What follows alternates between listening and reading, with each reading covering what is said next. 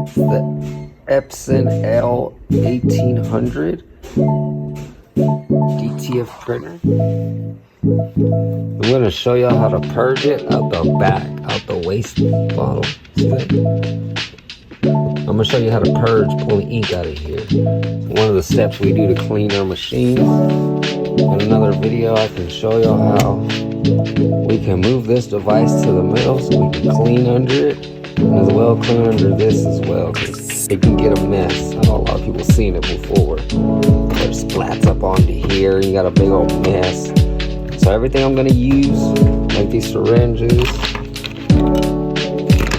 I have some Q-tips that I'm gonna use that I will show. Everything will be linked in the bottom. Everything I got off of Amazon, so even including this printer. So let's hang around and enjoy.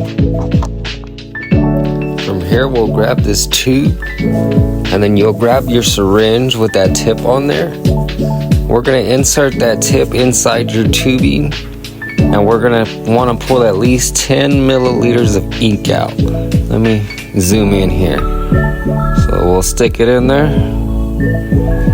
and then you're gonna wanna pull back on your syringe.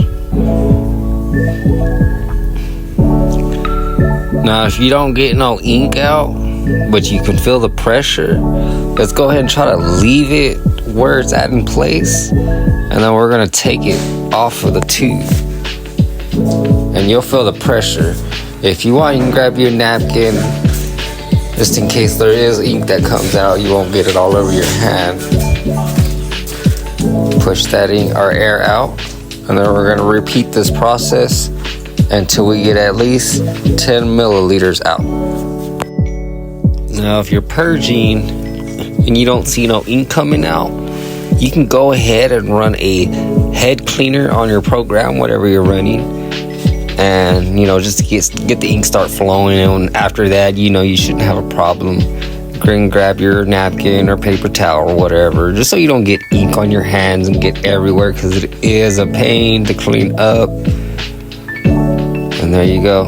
And you're gonna want at least 10 milliliters of wasted ink that you're gonna dump out to your ink jar.